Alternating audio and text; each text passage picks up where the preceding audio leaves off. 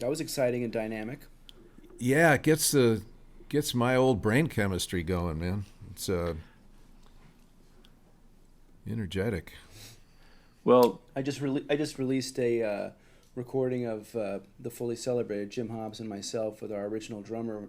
We're like 21 years old, and the music is just fast. Yeah. Wow. Yeah. And virtuosic to the extreme. It's hilarious. Yeah. And it's like, well, I guess we didn't know that we couldn't do that when you're 21, right? Right. Right. Yeah. I don't think I can play like that anymore. I feel that way every day. I hear some of these old recordings. You didn't have any of Tony's like Backwaters and those things. We were doing like, what example did you have? A different one. how do you mean? Well, we were we're doing gonna- like Green Dolphin Street and the 4-on-6 and these things, and I hear myself play, and I know I can't do that anymore. It's sad. Yeah. It's just Well- not being in practice, you know. Well, who was bringing in the jazz standards That- and the West Montgomery? That's all we listened to. We never listened to bluegrass, basically. We just listened to that kind of stuff, and Nardis. That's the one you picked. Yeah, just almost like Which version were you guys listening to? The Miles version or Bill Evans? Bill Evans. I'm Bill Evans crazy, man. It's if I had to pick Desert Island, Bill Evans would Bill be Evans. in there. Yeah. Yeah. I wish I Now, could have How about those 3 or 4 how about choices. those last Bill Evans? Yeah. How about those last Bill Evans records? Just superhuman. Yeah. Incredible. Well, of course, I like the Paul LaFaro. Motion and Scott LaFaro. Yeah. Yeah. Yeah. Well, that's the classic. I'm eating that stuff up. Yeah. Scott's probably the guy I would say influenced me the most. He's like a Clarence White, right? He doesn't stick to the downbeats. He's dancing that was his all big over innovation. the place. Yeah. Yeah, that's what they want. That's what Bill wanted out of him. That was the combo. Yeah. Like a second voice. Yeah. That's improvising with it at the same time. And then Paul Motion just had to play the simplest ride-on thing to make all that work. It was great. Well, it's this sort of psychic melding thing that the trio's doing, right? That leads Yeah. to Keith Jarrett's trio. So, Yeah. so Todd, tell me a little We bit. digress. Back Yeah, to Tony. Tony. Getting back, Yeah. Getting back to Tony. Yeah, tell me a little bit about.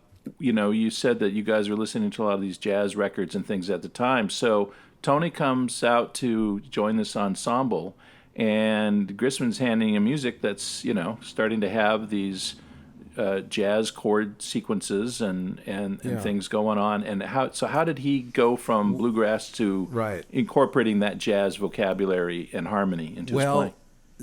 Part of the development of that band was Daryl and I and David and a bass player, Joe Carroll, was the first bass player.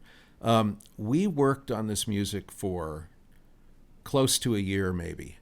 And we said something like, Clarence White had just recently died, and within a year or two. And we said, there's no guitar player. Clarence would have been the guy, and there's no one else. So we thought, hey, no banjo, no guitar. This is what it was. So we did a lot of work like that. And then David met Tony at a Bill Keith recording session. And Tony was in J.D. Crow's band in Lexington, Kentucky, playing the Holiday Inn 6 or 7 nights a week. I can't remember. Maybe twice on Sunday. And they'd run off and do the festivals and a concert or whatever. But they played every night. And that was the classic band with Jerry Douglas and Ricky Skaggs and Tony.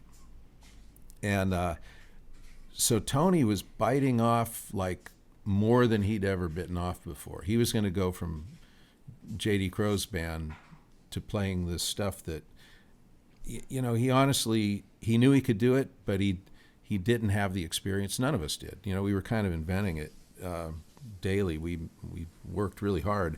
And so the band, when Tony came to California, we kind of started over again, and Tony had to find his chord voicings by ear. And so the 2 mandolins would strum the voicing. We were doing like the capoed guitar you mentioned. David would have 1 chord voicing. I would find another higher or lower. So it sounded like an expanded single mandolin sometimes. Sometimes we'd bounce off each other, sometimes we'd play together. But anyway, Tony had to work on those chord voicings. So the band kind of went through another phase of development while Tony learned this stuff.